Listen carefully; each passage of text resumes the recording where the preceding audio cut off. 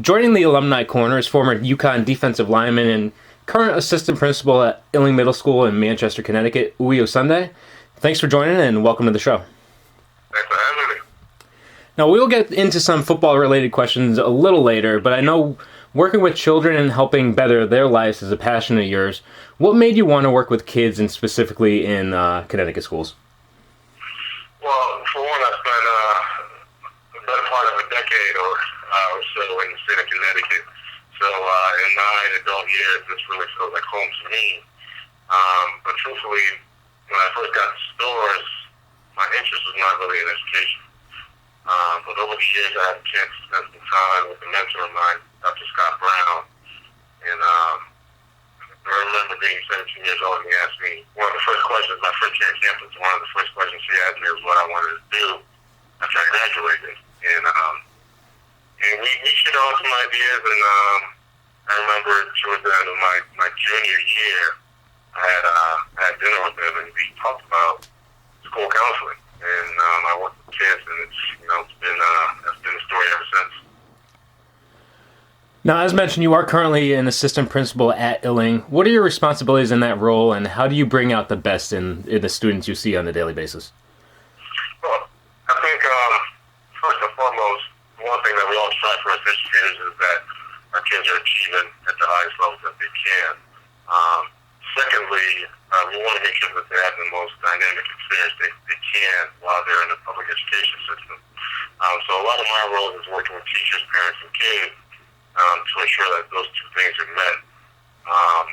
But for me personally, every day that we stand in front of the building and we see the kids come off the buses or walk into the building and see them go through a 7-period day, and see the interactions they have with their peers, the interactions they have with their teachers, that's really what it's about. Because at the end of the day, we can think or we can believe that the kids spend most of their waking hours here at the school, and they're going to be here spending those valuable hours here, and we've got to make sure it is a valuable experience for them. Now, I stumbled upon your TED Talks event from earlier this year at Manchester High School, and heard you talk a lot about breaking personal ceilings and shifting your reality. Talk about those two mantras, and what do they mean to you, and how do you express those to you around you? I think sometimes as students we go through emotions. As people, we go through emotions, and we don't really get a chance to maximize our true potential. And I think having an athletic background, especially at the Division I level, we are truthfully calibrated to push every limitations we have. You constantly hear the coaches on the field, don't stop till you hear the whistle, try your best, get out there, work extra hard, coming in the mornings, all these different things. And it really calibrates our brains to do those things. And when you actually get a chance to take the edge of your potential, you start to realize the kind of impact that you have. And I think that's the next level. It's beyond just doing things for yourself. It's what can you do for other people, particularly once you know what your potential is. So for me, I think challenging my limitations is the desire to continuously want to learn. And I learn in everything that I do. In every meeting that I sit in with my teachers, my colleagues, my administrative team, other leaders in the districts, even families and parents who come in here, I learn so much, but specifically from the kids. So challenging my limitations is learning, and then not just learning, but also applying it in ways that benefit others. I'm talking with Illing Middle School Assistant Principal Osunde. Now, you played football at UConn under Randy Edsall, but you also did receive an education at the school. How did the University of Connecticut prepare you for life after your playing career came to an end? And really talk to, maybe this question is more for potential athletes that are considering UConn. What were some of the positives that you took away from your experiences at the school? University of Connecticut, it's funny you asked that question. The University of Connecticut prepared me to come back to the University of Connecticut. One thing you and I can speak to you about is I'm actually actively enrolled in a doctoral program back at the doors right now. But to me, honestly, Randy Edsall was, he worked up a heavy fist in terms of the importance and the value of having the student athletes come in and leave with a degree. And I know over the years since I was there and since I left, the University of Connecticut has been recognized as one of the top public institutions in terms the graduation rates. But beyond that, I think our work ethic, as it relates to the structure that was in place at the University of Connecticut, and you couple that with the network system and essentially a fraternity of brothers who are scattered across the country right now, I think it put me in a prime position to do some of the things that I'm doing today. And I can say without a doubt that if I did not attend the University of Connecticut and achieve that, the multiple degrees that I have at the University of Connecticut, I probably would not be sitting in the chair I'm sitting in today. Now, you obviously possessed a lot of talent on the football field. You did get a couple shots at the NFL, but unfortunately injuries did cut that pursuit short. What did those experiences do for you personally, and how have you developed since that time? More than anything, I think it allowed me, again, to your point about the injuries, it allowed me to sit back and watch professionals who are at the top of the game and really learn, how to go about their business.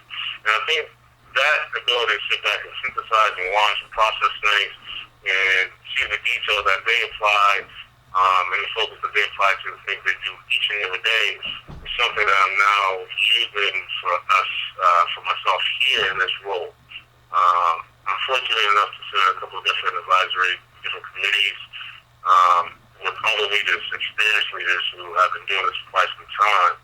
And the same principles that I took away from my short time in the NFL are a lot of the same concepts that I'm applying to the work that I'm doing here in terms of growing and learning as a leader and certainly trying to make sure the work that I'm doing is at the highest levels I can. And a final question for former UConn defensive lineman Osunde. I'm sure you still keep an eye on the Huskies program as a former player. What are your thoughts on current head coach Bob Diaco? Have you had a chance to get back to campus? I know you just mentioned you're involved in the doctorate program now. And do you like the direction the program is heading under his leadership? Absolutely. I'm a believer. I've had a chance in this past year, I've been to a couple of games. I haven't had a chance to touch base with Bob. But when he first got hired, I had a chance to come in and speak to the team. I'm a believer in Bob, and I'll tell you why. And I believe, we're starting to see the fruits of labor starting to emerge this calendar year. But a lot of the conceptual things he brought with him in terms of the way he ran his defenses and really kind of tailored things to the skill set of his players is a lot of the things that I experienced as a student athlete at UConn. And to see his energy and the direction he has the program growing, he was inspired. One thing I forgot to realize is that when we were at UConn and we were building that program, we lost a lot of games. So a lot of the growing pains that was experienced in the last couple of years under Diaco and certainly under Pasqualoni, we can certainly relate to. We lost a lot of games the first two and a half years of my tenure at UConn, and it wasn't really about moving the games as much as how we lost the games. But at the end of the day, we made a decision. I'm talking about the players, not the coaches. We made a decision that we are getting older now, becoming juniors and seniors, and we don't want to lose anymore.